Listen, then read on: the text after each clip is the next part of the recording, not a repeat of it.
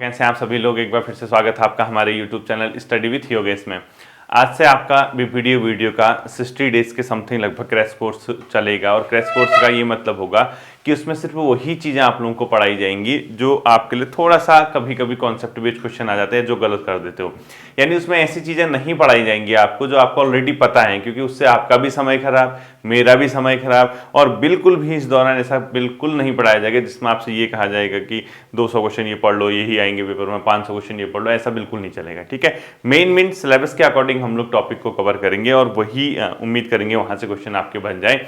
दूसरा, जो मैं डेली आपको काम दूंगा वो तैयार रहना चाहिए आपका। ठीक है, आपके हाथ में सिलेबस होना चाहिए। जो टेलीग्राम ग्रुप पे जुड़े हुए हैं उनको मैंने सिलेबस भी भेज दिया है। स्टडी विथ योगेश जो टेलीग्राम चैनल है उस पर देखना वीडियो के लिए। और इसके अलावा आप यहाँ 60 डेज के समथिंग तैयारी कीजिए और सिलेबस के अकॉर्डिंग। और टेस्ट पेपर आपके चल ही रहे हैं, टेस्ट में अच्छा स्कोर आप लोग करेंगे। कल 5वां टेस्ट आपका हो चुका है और 25 टेस्ट आपके टोटल होने हैं, तो लगभग 20 टेस्ट आपके बचे हैं, तो एक हैबिट में आ जाएगा।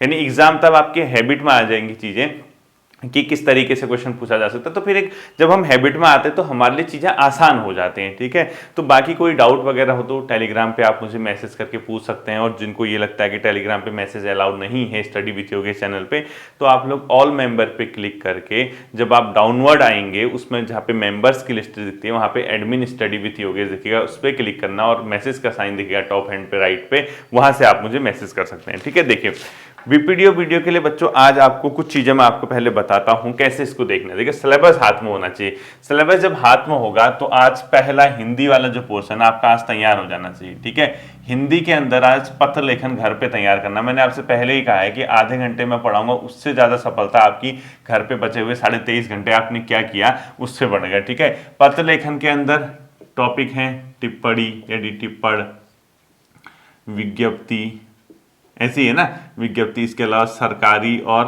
अर्ध सरकारी पत्र, ये सब चीजें दी हुई हैं। तो ये आप लोग क्या करोगे, इसको आज तैयार कर लेना। यानी टिप्पणी, विज्ञप्ति, सरकारी पत्र, अर्ध सरकारी पत्र और प्रारूपण। और आप कहोगे सर सोर्स क्या है इसका, मैंने ये सब कराया हुआ है आपको। ठीक है, प्रारूपण ये मैंने आपको तैयार कराया है। आप क्या करना, चैनल की प्लेलिस्ट पे जाना। ठीक है, जहां मैंने पढ़ा रखा है प्लेलिस्ट पे आप लोग जाएंगे और प्लेलिस्ट पे, क्योंकि मैं अनावश्यक दोबारा नहीं पढ़ाऊंगा, प्लेलिस्ट में जाने के बाद आप देखना हिंदी पत्र लेखन करके एक फोल्डर होगा या कुछ इस टाइप से होगा। ठीक है, UKSSC हिंदी पत्र लेखन या UKSSC हिंदी जो फोल्डर होगा, किसी न किसी हिंदी वाले फोल्डर में आपको ये दिख जाएंगी। यही चीजें मैंने कराई हुई हैं आज आपका हिंदी में तैयार हो जाना चाहिए। ठीक है, इसके अलावा दूसरा टॉपिक आपका विराम चिन्ह कराया हुआ है। ठीक है, अच्छे से करा रखा है, प्लेलिस्ट में देख लेना।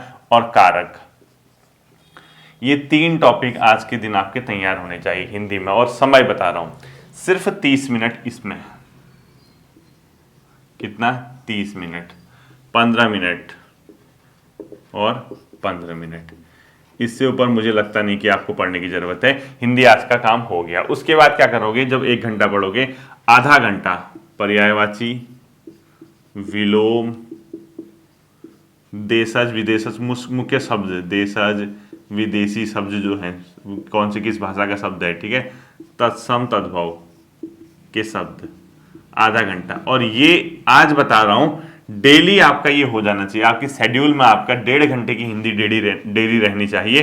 कितने घंटे की, 1.5 घंटे की। और अपने शेड्यूल में आप लोग इसको डेली इंक्लूड करोगे। ठीक है, आधा घंटा इसको क्या करोगे, डेली इंक्लूड करोगे, 30 मिनट। उसके अलावा 1 घंटा आपको इस तरीके से डेली चीजें दी जाएंगी, तब जाके 1.5 घंटे आपकी आज हिंदी बनेगी। ठीक है, उसके बाद आता है उत्तराखंड। उत्तराखंड में डिस्ट्रिक्ट सीरीज का एक जिला। ठीक है, चाहे देहरादून खत्म करो, कुछ करो, प्लेलिस्ट में बनी है, जिसने नहीं पढ़ी और जिसके नोट्स हैं वो अच्छी बात है। ठीक है, एक जिला डिस्ट्रिक्ट सीरीज का आज ही कंप्लीट होना चाहिए। इंडिविजुअल टॉपिक सीरीज से एक टॉपिक, इंडिविजुअल टॉपिक सीरीज से एक टॉपिक आज का एंड होना चाहिए। यूके हिस्ट्री से एक टॉपिक आज एंड होना चाहिए, जो भी पढ़ते हो, जहां से भी पढ़ते हो। ठीक है, और समय बता रहा हूं इसको टोटल पढ़ने में 3 घंटा। उसके अलावा 1 घंटा पढ़ोगे परीक्षावाणी, बस 4.5 घंटा आपकी पढ़ाई ये रहेगी। इसके अलावा क्या करना, रात के टाइम पे, ये तो दिन का समय है। ठीक है, रात के टाइम पे आपको जीएस को कैसे शेड्यूल बनाना है। देखो, सोमवार कल हो गया ना, मंडे, ट्यूसडे और वेडनेसडे। ठीक है, ये 3, यहाँ थर्सडे, फ्राइडे एंड सैटरडे, 3 दिन ये 2 सब्जेक्ट पढ़ोगे, ज्योग्राफी एंड इकोनॉमी, और लास्ट के 3 दिन पढ़ोगे हिस्ट्री एंड पॉलिटी। ठीक है, ये ऐसे शेड्यूल में आना चाहिए आपके डेली के। ये डेली नहीं बताऊंगा, और इसको अपनी सुविधा अनुसार आप तैयार करोगे। जो टॉपिक आपको नहीं आता वो पढ़ना, जो नोट्स हैं, और इस आधार पर आप इसको पढ़ना। और इसके सोर्स मैंने बता रखा है, महेश बर्णवाल जी की एनसीईआरटी सार, और उसके साथ घटना चक्र एमसीक्यू या लूसेंट एमसीक्यू, और लूसेंट की बुक आपके पास होनी चाहिए। और कोशिश करना सिलेबस के टॉपिक ही सबसे पहले पढ़ लो। ठीक है, इस तरीके से आपको डेली पढ़ना है। और कंप्यूटर और जो आपका रीजनिंग है उसका पोर्शन कहां पे एडजस्ट करोगे वो मैं नेक्स्ट डे बताऊंगा। आज का आपका यहां से कोई ना कोई टॉपिक तैयार हो जाना चाहिए ज्योग्राफी और इकोनॉमिक्स से। चाहे आधे ही घंटे पढ़ो ज्योग्राफी, आधे घंटे इकोनॉमिक्स पढ़ो, लेकिन ये आपका यहां से शेड्यूल आपका तैयार हो जाना चाहिए। और ये आपको कितने समय में कंप्लीट करना होता है, जो आधे घंटे मेरे साथ स्पेंड करोगे, इसके अलावा जो 23.5 घंटे आपके शेड्यूल बचते हैं उसमें। ठीक, सिलेबस के आधार पर अब हम लोग देखना शुरू करेंगे। अपने सिलेबस में एक चीज देखिए, उसने एक टॉपिक लिखा हुआ भारत में राष्ट्रवाद के उदय के कारण, भारतीय मॉडर्न हिस्ट्री में देखना। ठीक है, आधुनिक भारत में हाईलाइट भी करना, भारत में राष्ट्रवाद के उदय के कारण। इसके अलावा 2-3 चीजें आपकी और लिखी होंगी, उसके अंदर क्या दिया होगा उसने मतलब जो चीजें बताई होंगी कि यहाँ पे जो मेन जो सबसे चीज है, भारत में राष्ट्रीय कांग्रेस की स्थापना, इसके अलावा उदारवादी और उग्रवादी के बारे में कुछ दिया होगा। उदारवादी और मतलब उग्रवादी लिखा है उसने सिलेबस में कुछ, साथ ही साथ लॉर्ड कर्जन, बंगाल विभाजन। तो इस सिलेबस को सबसे पहले इस वाले पोर्शन को हम लोग कवर कर लेते हैं, इससे भी क्वेश्चन आता है। ठीक है, तो सबसे पहली हेडिंग आप लोगों को क्या डालनी है बच्चों, जो यहां से शुरू करोगे, भारत में राष्ट्रवाद के विकास के कारण। देखो, भारत में राष्ट्रवाद के विकास, भारत में राष्ट्रवाद के विकास के कारण ठीक है। अब इससे देखना, सिलेबस में लिखा है, ध्यान रखना इसमें जो क्वेश्चन आएगा वो कॉन्सेप्ट बेस आएगा। इसमें सीधे फैक्ट नहीं पूछेगा आपसे, ये कॉन्सेप्ट आधारित आएगा। और सारे ऐसे कॉज लिख देना जिसमें आपको लगेगा कि हाँ, ब्रिटिश ने भारतीयों का शोषण किया था और भारतीयों में जागरूकता आई थी। इस टाइप के जो पॉइंट होंगे उसमें ऑल हो जाएगा उसमें टिक। ठीक है, तो इसमें आपको पहला पॉइंट लिखना बच्चों, भारत का आर्थिक व प्रशासनिक एकीकरण। भारत का आर्थिक व प्रशासनिक एकीकरण, प्रशासनिक एकीकरण। इसका क्या मतलब हुआ, देखो पहले क्या था, जब ब्रिटिश नहीं थे, भारत के जो लोग थे, इतना ज़्यादा कम्युनिकेशन नहीं था, एक जगह से दूसरे जगह जाने में इतनी ज़्यादा सुविधाएं नहीं थी, लोग एक दूसरे से जुड़ाव नहीं था। जब एक स्थान से दूसरे स्थान, एक जगह के लोगों का दूसरे जगह के लोगों से संपर्क स्थापित हुआ, और ब्रिटिश ने क्या किया, प्रशासनिक रूप से बहुत से प्रांतों का एकीकरण किया, यानी वहाँ जो प्रशासन चलाते थे उसको यूनिफाइड तरीके से चलाया, यानी एक स्थान से बैठ के हर जगह का रूल करना स्थापित किया, और आर्थिक रूप से एकीकरण की प्रक्रिया की। तो उससे क्या हुआ, लोगों में एक प्रकार की जागरूकता आई, लोगों को पता चला कि हाँ, हमारे जो हित हैं, हम लोगों के साथ जो परेशानियां हो रही हैं वो सामने वाले के साथ भी हो रही है। पहले वरना क्या लगता था, यहाँ पे क्या हो रहा है, दूसरे से क्या मतलब, क्योंकि कोई पता ही नहीं था, कोई प्रशासनिक ना एकीकरण था ना आर्थिक एकीकरण था। जब इस प्रकार की चीजें हुई तो सबको पता चलने लगा कि हमारे दुख समान है, कहीं ना कहीं हमारा जो शोषण है ब्रिटिश के द्वारा किया जा रहा है, तो कहीं ना कहीं इससे राष्ट्रवाद का क्या होने लगा, उदय होने लगा। ठीक है, दूसरा पॉइंट आप लोग देखो, ब्रिटिश की विदेशी व क्रूर प्रकृति, यानी ब्रिटिश क्योंकि कोई भी कैसा भी देसी शासन क्यों ना हो, ब्रिटिश की विदेशी व क्रूर प्रकृति। ठीक है, अब इसका मतलब क्या हुआ, देखिए अगर आपके देश के लोग शासन कर रहे हैं, भले ही कितने भी तानाशाह क्यों ना हो, है तो आपके देशी ना, विदेशी से बेहतर ही होंगे, तो विदेशी कभी भी आपके देश के लिए बेहतर नहीं हो सकते। तो ये भी नेचर था जिससे भारत में राष्ट्रवाद के उदय का क्या हुआ, रास्ता साफ हुआ। ठीक है, अगला लिखो, सामाजिक और धार्मिक सुधार आंदोलन, जो मैंने आपको पढ़ाए थे, सामाजिक और धार्मिक सुधार आंदोलन। इससे क्या हुआ, जब लोग उनके उसमें समाज और धार्मिक में सुधार आंदोलन हुआ, उनमें पढ़े लिखे लोगों के बीच आए, उनमें ज्ञान का विस्तार होने लगा, उनके उसमें सुधार होने लगा, तो कहीं ना कहीं वो एक होने लगे। उनको लगा कि यार हाँ, हमारे देश में जो बुराइयां हैं, कुरीतियां, इसको समाप्त करेंगे और अपने देश को ब्रिटिश के जो चंगुल है उससे मुक्त करने के लिए हमें एक होना पड़ेगा। ठीक है, ये भी इसके पीछे एक कॉज था। इसके बाद देखो, पाश्चात्य विचारों का प्रभाव, यानी पश्चिमी जो विचार हैं, विचारों का प्रभाव। ठीक है, इसका क्या मतलब हुआ, जो पश्चिम के देश हैं उनके जो विचार हैं, उनके विचार में जैसे जो चीजें आई, उनके समझ आए कि राष्ट्रवाद क्या है, अपने देश के लिए मतलब जीना क्या होता है, अपने देश के लिए काम करना क्या होता है, उन्होंने जो पाश्चात्य विचारधारा थी उसका प्रभाव था। और उसके अलावा जो पाश्चात्य लोग चाहते थे, उनको समझ आ गया कि जो पश्चिमी विचार है वो हमें हमेशा क्या करेगा, दबाए रहेगा, इससे हमें उठना होगा। तो इससे भी राष्ट्रवाद का क्या हुआ, विकास हुआ। ठीक है, और 5वां पॉइंट लिखो, पत्र पत्रिकाओं का योगदान, पत्र पत्रिकाओं का योगदान, क्योंकि कई लोगों ने न्यूज़पेपर के माध्यम से अपने देश के लिए, अपने राष्ट्रवाद के लिए क्या किया, लिखना शुरू किया, और लोगों जो पढ़े लिखे लोग थे उनके समझ आने लगा। तो ये भारत में मुख्यतः राष्ट्रवाद के विकास के क्या थे बच्चों, कारण थे। लेकिन ये तो एक जेन्युइन कारण थे जब से ब्रिटिश ने यहाँ रूल किया, बट तात्कालिक का कारण था,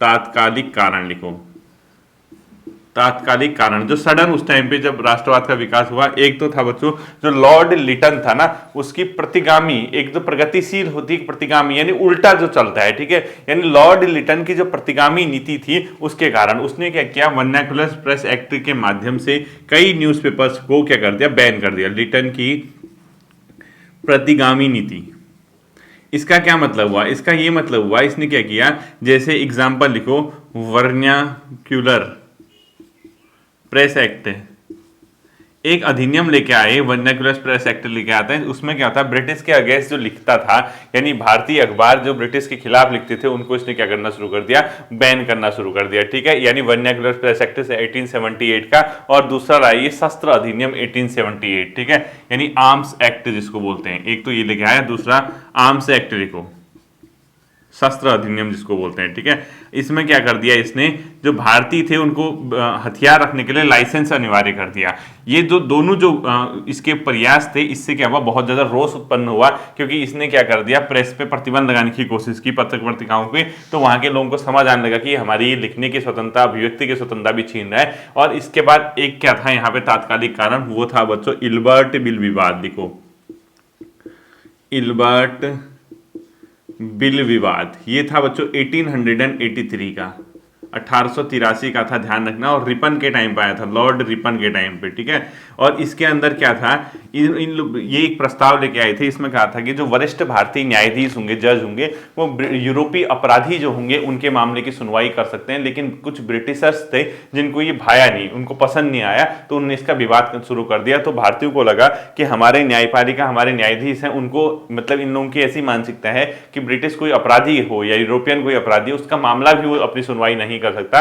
तो इस चक्कर में इल्बर्ट बिल विवाद भी उसका क्या बना, तात्कालिक कारण बता, ठीक है। इसके ब्रैकेट में लिख दो, इल्बर्ट बिल विवाद के भारतीय न्यायाधीशों को ब्रिटिश अपराधियों यानी यूरोपीय अपराधियों के मामले की सुनवाई का अधिकार देना चाह रहे थे, ठीक है, लेकिन मना कर दिया। कई लोगों ने इसका विरोध किया, ठीक है। तो इसके बाद ये बिल पास नहीं हो सका, क्वैश हो गया, ठीक। ये इसके तात्कालिक कारण थे। उसके बाद उसने सीधे सीधे बच्चों नीचे एक अगला टॉपिक लिखा, भारतीय राष्ट्रीय कांग्रेस की स्थापना। तो आप भी लिखो INC, इंडियन नेशनल कांग्रेस की स्थापना, ठीक है। सिलेबस है, मैं नहीं बता रहा। ये देखो, ये कब हुई थी, 1885 में, 1885 में भारतीय राष्ट्रीय कांग्रेस की स्थापना हुई थी। और ये जो स्थापना में एक ब्रिटिश अधिकारी था, रिटायर्ड, उसका नाम था A.O. ह्यूम, इसके प्रयासों से, ठीक है। लिखो A.O. ह्यूम, जो इसके प्रयास थे, उसके प्रयासों से क्या हुआ था बच्चों, A.O. ह्यूम के प्रयास थे इसमें, ठीक है। इसके प्रयास से क्या हुआ था, इंडियन नेशनल कांग्रेस की स्थापना हुई थी, ठीक। इसका जो स्टार्टिंग नाम था बट्टो, इंडियन नेशनल यूनियन था, ठीक है। प्रारंभिक नाम लिखो, प्रारंभिक नाम Indian national union, Indian national union इसका प्रारंभिक नाम था। और इसके नाम को कांग्रेस नाम किसने दिया, दादा भाई नेहरू जी, ठीक है, कांग्रेस नाम दिया किसने, दादा भाई नेहरू जी ने, दादा भाई नेहरू जी ने इसका क्या नाम दिया था, कांग्रेस नाम दिया था, ठीक है। अब इसके अलावा इसमें जो फैक्ट आते हैं बच्चों इंपोर्टेंट, इसकी पहली बैठक गोकुलदास तेजपाल संस्कृत कॉलेज में 28 दिसंबर 1885 को हुई थी, ठीक है। लिखो पहली बैठक जो थी 28 दिसंबर 1885 को हुई थी। और कहाँ हुई थी, गोकुलदास तेजपाल संस्कृत कॉलेज, ठीक है, गोकुलदास तेजपाल संस्कृत कॉलेज में। संस्कृत कॉलेज में इसकी पहली बैठक हुई थी, ठीक है। और कितने प्रतिनिधियों ने भाग लिया, 72 प्रतिनिधियों ने 72 प्रतिनिधियों द्वारा इसमें क्या किया गया था, भाग लिया गया था। पहली बैठक कब हुई थी, आप लोग देख लो, 28 दिसंबर 1885 को, ठीक है। इसका कांग्रेस नाम किसने दिया, मैंने बता दिया। इसके पहले अध्यक्ष थे बच्चों व्योमेशन बनर्जी, लिखो प्रथम प्रथम अध्यक्ष कौन थे? व्योमेश चंद बनर्जी, ठीक है, ऐसे लिख दो, व्योमेश चंद बनर्जी, WC बनर्जी लिख दिया मैंने, ठीक है, व्योमेश चंद बनर्जी इसके पहले अध्यक्ष थे, ध्यान रखना। अब आपको तुरंत क्या करना है, ल्यूसेंट की किताब होगी या कोई भी किताब होगी, तुरंत इंडियन नेशनल कांग्रेस के प्रमुख अधिवेशन और अध्यक्ष, इंडियन नेशनल होमवर्क हो गया, ठीक है, प्रमुख अधिवेशन व अध्यक्ष, अधिवेशन प्लस अध्यक्ष, ये होमवर्क हो गया आपका। अब आप इसमें क्या चेक करोगे, इसकी पहली महिला अध्यक्ष कौन थी, पहली भारतीय महिला अध्यक्ष कौन थी। जैसे पहली महिला अध्यक्ष आता तो एनी बेसेंट 1917 में, पहली भारतीय महिला अध्यक्ष आएगा सरोजनी नायडू 1925 में, महात्मा गांधी ने किस अधिवेशन की अध्यक्षता की, 1924 बेलगांव अधिवेशन में, पूर्ण स्वराज का प्रस्ताव कब पारित हुआ, 1929 में लाहौर अधिवेशन में, प्रथम जो ब्रिटिश अध्यक्ष थे जॉर्ज यूले वगैरह जो भी थे, इस टाइप की जो मेन तथ्य हैं, राष्ट्रगान कब गाया गया था किस अधिवेशन में, इसके अलावा वंदे मातरम कब गाया था, लखनऊ समझौता किस अधिवेशन में कब हुआ था, इस टाइप के जो प्रमुख फैक्ट हैं आपको लूसेंट से मिल जाएगा और आप इसको बार बार पढ़े हुए हैं, इसको पढ़ाने की अलग से जरूरत नहीं है, ठीक है। अब देखो बच्चों, इसके संबंध में दो चीज आती हैं, एक आता है सेफ्टी वाल्व सिद्धांत, ठीक है, तो लिखो सेफ्टी वाल्व सिद्धांत का संबंध किससे है, सेफ्टी वाल्व सिद्धांत का संबंध किससे है, भारतीय राष्ट्रीय कांग्रेस की स्थापना से, ठीक है। दो सिद्धांत आते हैं इसकी स्थापना से, एक आता है क्या, सेफ्टी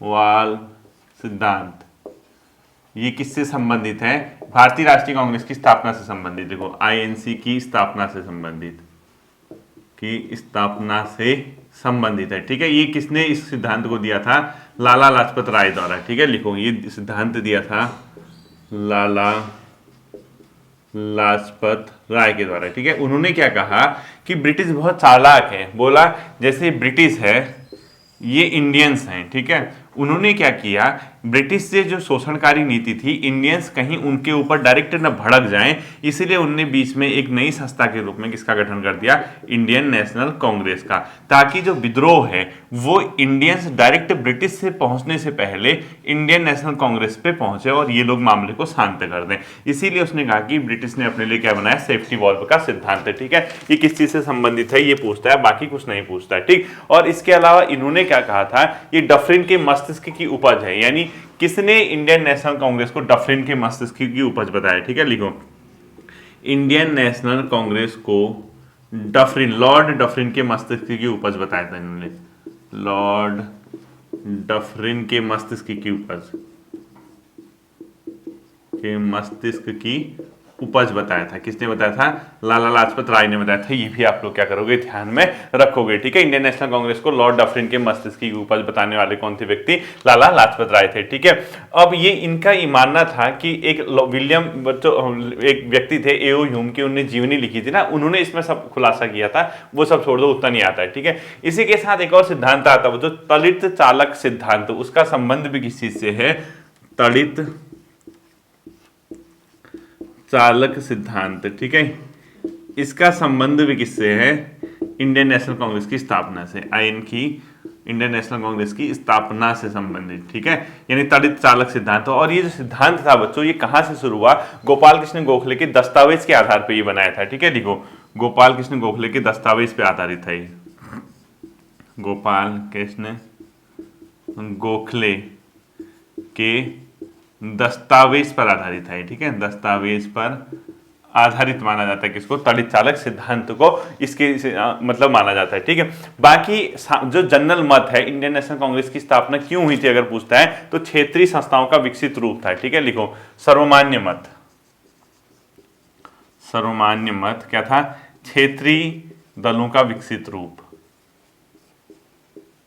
क्षेत्रीय दलों का क्या था, विकसित रूप था, कौन, इंडियन नेशनल कांग्रेस, ये माना जाता है। तड़ित चालक सिद्धांत भी समझ गए आप किसने दिया था, वैसे ज्यादा पूछता नहीं, सेफ्टी वाल्व सिद्धांत आपका पेपर में पूछा जाता है, ठीक है। अब देखो बच्चों कांग्रेस की राजनीतिक कार्यविधि, अब जो क्वेश्चन उसके आगे सिलेबस में देखो अगला टॉपिक, अब जैसे इंडियन नेशनल कांग्रेस आपका दिया है तो आपका कंप्लीट मान के चलो, अब आप इसके संबंध में जो फैक्ट हैं वो आपको तो खुद ही तैयार करने पड़ेंगे ना, वरना कौन तैयार करेगा बताओ, आपके फंसने के काम हो जाएंगे अगर आप तैयार नहीं करोगे। तो मैंने क्यों कहा कि आप आधे घंटे यहाँ पढ़ोगे, 23.5 घंटे घर पे पढ़ोगे, इसका क्या मतलब है, तो 23.5 घंटे पढ़ोगे नहीं, मतलब आपके पास समय है, आप उसको कैसे यूटिलाइज करते हो, उसमें 5-7 घंटा कैसे। आप इंडियन नेशनल कांग्रेस के प्रमुख अधिवेशन से संबंधित तथ्य, यानी जैसे कोई महिला अध्यक्ष बनी है, या जो जनगण मन गाया गया है, या राष्ट्रगान राष्ट्रगीत जो भी है, कहाँ गए, पूर्ण स्वराज कब गाया गया था, गाँव में पहला अधिवेशन कब था, ये सब आपको देखने पड़ेंगे। और ये मैंने पहले कराए भी हैं। आपको कहाँ कराए हैं, अगर आपको यकीन नहीं आता, वो स्टडी विथ योगेश 2.0 चैनल पर भी मिल सकता है, और इस चैनल पर भी कहीं ना कहीं आपको मिल जाएंगे। ठीक है, ये तो घर पे करना ही पड़ेगा।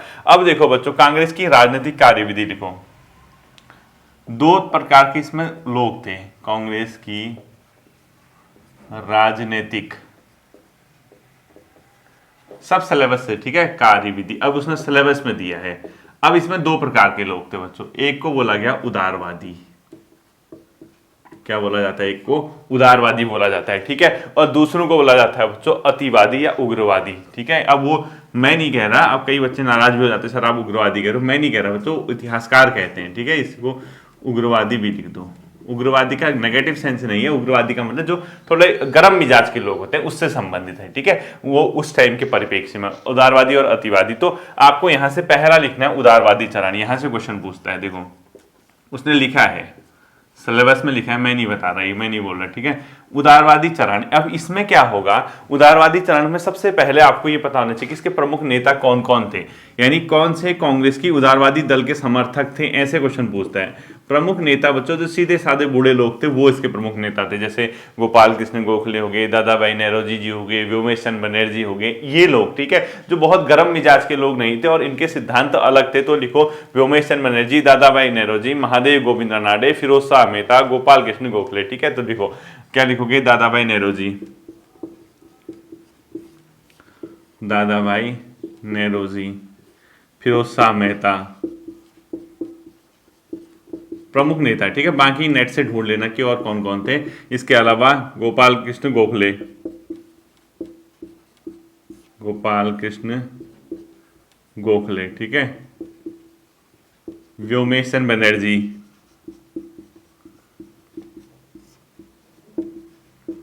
व्योमेश चंद्र बनर्जी। ठीक है, और इसके अलावा लिखो महादेव गोविंद रानाडे, आदि कर देना, महादेव गोविंद रानाडे। ठीक है, आदि कर देना। ये लोग इसके कहते हैं प्रमुख नेता थे बच्चों। ये पूछता है अब इनका क्या था, मतलब मानना क्या था इनका, यानी इनके नेताओं की जो विशेषताएं थी या इनके जो उद्देश्य थे वो क्या थे, ये क्या थे बच्चों। ये सब के सब ना पाश्चात्य शिक्षा से प्राप्त किए थे, यानी पश्चिमी वेस्टर्न जो शिक्षा है, एजुकेशन, वो प्राप्त की थी इन्होंने। निचले स्तर के जनता तक इनकी पहुंच नहीं थी, ये क्योंकि ऊपर के लोग थे, इनका अपना व्यवसाय अच्छा खासा चल रहा था, इनका जो बिजनेस था, यानी ऊपर के लोग थे। जो जनता थी, नीचे के लोगों तक इनकी पकड़ बहुत ज्यादा अच्छी नहीं थी। और राजनीतिक पद्धति जो इनकी थी वो प्रार्थनाएं, प्रतिवेदन और स्मरण पत्र था। ठीक है, लिखो इनकी जो विशेषताएं हैं बच्चों, इन लोगों की जो विशेषताएं थी, क्या विशेषताएं थी, देखो इनके जो नेता हैं, विशेषताएं, ये क्वेश्चन पूछता है उदारवादी नेताओं के। ठीक है, एक तो पहले पश्चिमी शिक्षा थे, पश्चिमी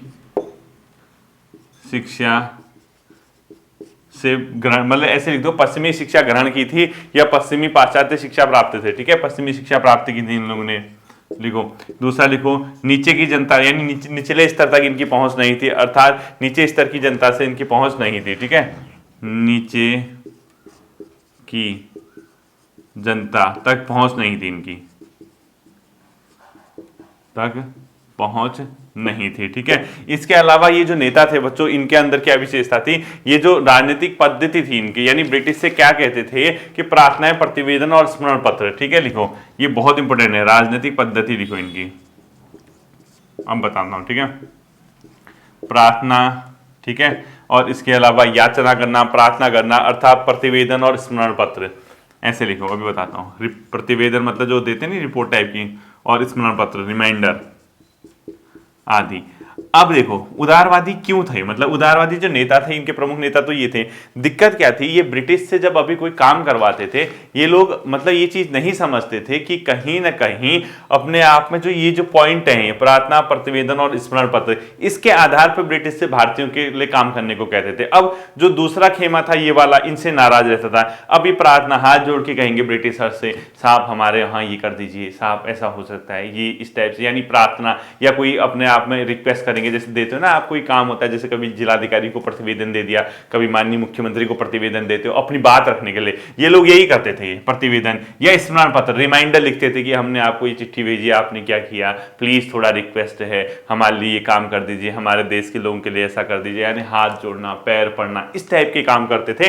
तो ये इनकी विशेषताएं थी, इसीलिए इनको क्या कहा गया, उदारवादी चरण। और इनके प्रमुख नेता कौन कौन थे आपको ये पता होना चाहिए, ठीक है। यानी कहीं ना कहीं क्रमिक रूप से राजनीतिक रूप से लाभ ले रहे थे उदारवादी चरण के लोग।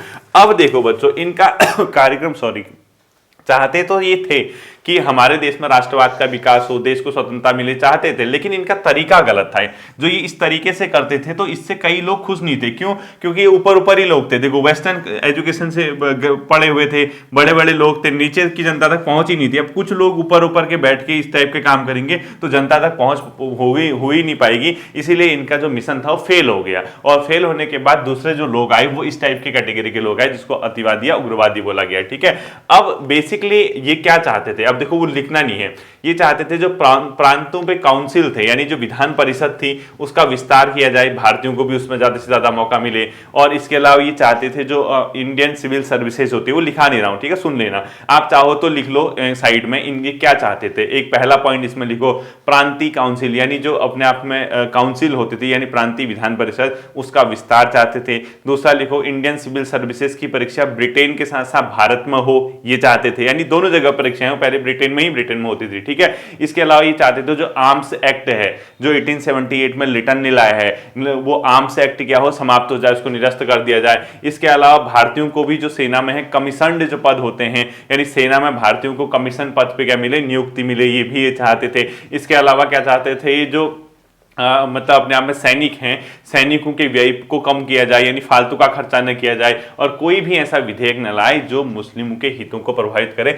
या मुस्लिमों को ठेस पहुंचाए। ये लोग चाहते ऐसा थे, ठीक है। यानी अगर आपसे पूछेगा क्या चाहते तो कॉमन है, तो कॉमन सी पॉइंट लिख दो, राष्ट्रवाद का विकास चाहते थे, इंडियन नेशनल कांग्रेस, इसके अलावा क्या चाहती थी, जो सेना है उसमें कमीशन पद है उसमें भारतीयों को भी मौका मिले, इंडियन सिविल सर्विसेज के एग्जाम ब्रिटेन के साथ साथ भारत में भी आयोजित किए जाएं, ये इनका तरीका था, ठीक है। और इसके अलावा सेना में फालतू का जो व्यय हो रहा है उसको कम किया जाए ब्रिटिश के द्वारा, और भारतीयों को प्रांतीय काउंसिल यानी जो है वो उस पर क्या दिया जाए, अधिक से अधिक मौका दिया जाए। ये सब चीजें रिक्वेस्ट करके, और करते कैसे थे, ऐसे ही ये इस तरीके से। अब ब्रिटिश क्यों सुनेगा जब उनके काम में कोई ज्यादा प्रॉब्लम आ नहीं रही, ठीक है। तो इसमें पहले एक नेता थे बच्चों, उनका नाम था क्या, बिपिन चंद्र पाल। वो पहले उदारवादी थे, बाद में उग्रवादी हो गए, ठीक है। नोट करके लिखो, ये क्वेश्चन पूछा जा सकता है।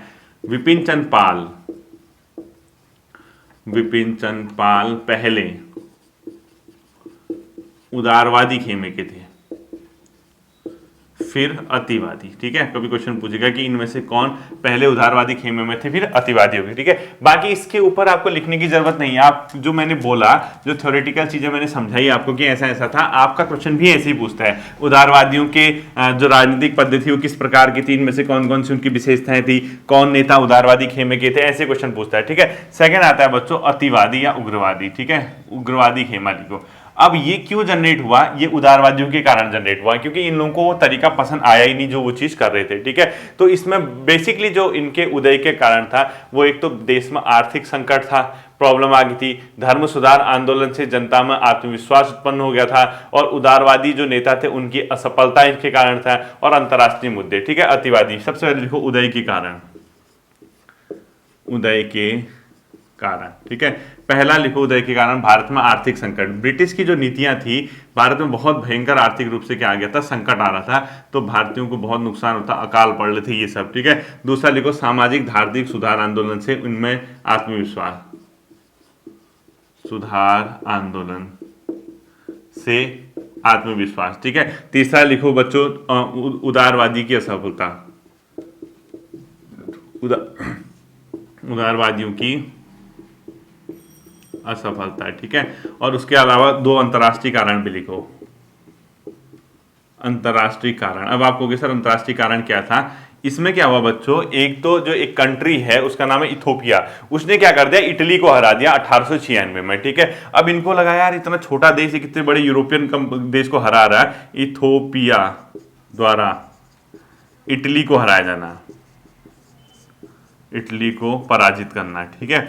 युद्ध में पराजित कर दिया इटली को। और वहां दूसरा जापान ने रूस को हरा दिया, जापान द्वारा 1905 में रूस को